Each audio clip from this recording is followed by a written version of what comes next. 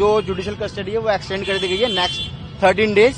दोनों को पुलिस ने घर से अरेस्ट किया है। पुलिस द्वारा कोई भी पीसी रिमांड इन पांचों के पांचों मुलजिमों का नहीं मांगा गया। जिनकी कल अरेस्टिंग हुई थी उन्हीं को आज पेश करा गया है। जज साहब ने कल उनकी 1 दिन की जुडिशियल कस्टडी दी थी। फर्दर आज उनको दोबारा पेश करा गया था और उनकी अब जो जुडिशियल कस्टडी है वो एक्सटेंड कर दी गई है नेक्स्ट 13 डेज। फर्दर जो बेल है वो कल के लिए लिस्टेड है बिफोर कंसर्न कोर्ट।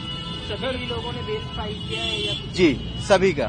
सर क्या आरोप लगाए गए, क्या बहस हुई कोर्ट में, क्या दलील रखी गई थी? सर अभी ये जो थे रिलीवर जज साहब थे, तो रिलीवर जज साहब के सामने जितनी बात होती है हम कस्टडी पे करते हैं, उसके अंदर आरोप प्रत्यारोप का कोई मैटर वहां नहीं होता। फर्दर इसके अंदर एक बहुत बड़ा वायलेशन है ऑनरेबल सुप्रीम कोर्ट की जजमेंट का, सत्येंद्र कुमार अंतिल का, बिकॉज इस एफआईआर के अंदर कोई भी सेक्शन ऐसा नहीं है जिसके अंदर 7 साल से ऊपर की सजा हो। और सुप्रीम कोर्ट सत्येंद्र कुमार अंतिल में बड़ा क्लियर गाइडलाइन इशू करी है इन para 73 and sub para C. It is a duty of IO to that 41A is a necessary procedure that should be followed by the IO. If any non-compliance, then accused is entitled to grant bail. तो अब इस case की अगली सुनवाई कब होनी है? इनको लाया जाएगा 13 दिन के बाद। फर्दर जो बेल एप्लीकेशन है वो कल कंसर्न कोर्ट में लिस्टेड है। इस केस में मैं 2 अक्यूज को रिप्रेजेंट कर रहा हूँ। एक जो है वो है अदनान और दूसरे हैं समीर।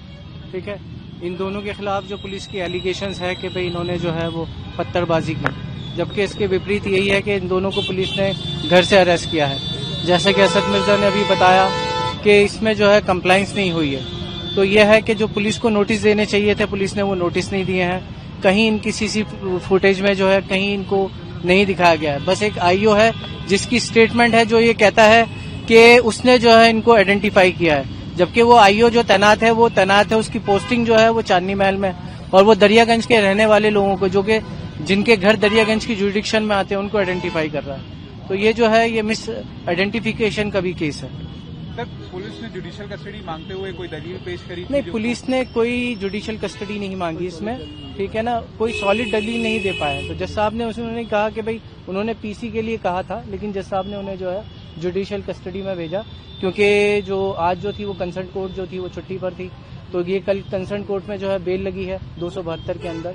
तो फिर देखते हैं कि भाई 2 बजे कल क्या रहता है।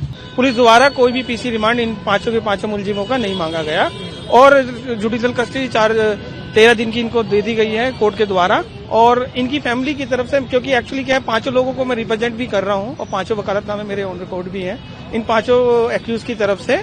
और उनकी तरफ से एक फैमिली की तरफ से एक मेरे साथ प्रॉब्लम थी उनके साथ कि उन्होंने जो पहने हुए कपड़े पहने हुए हैं, सर्दी का मौसम है और काफी प्रॉब्लम उनको जुडिशियल कस्टडी में होगी। तो मैंने आज कोर्ट में एप्लीकेशन फाइल करी और जज साहब ने उसको अलाउ भी किया और डायरेक्शन भी दी कि आप कपड़े दे सकते हो जुडिशियल कस्टडी में। और 13 दिन के बाद इस मैटर को रखा गया कंसर्न कोर्ट में।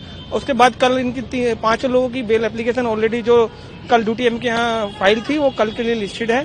जो भी डायरेक्शन कोर्ट देगी उसको सारे लोग हम मानेंगे।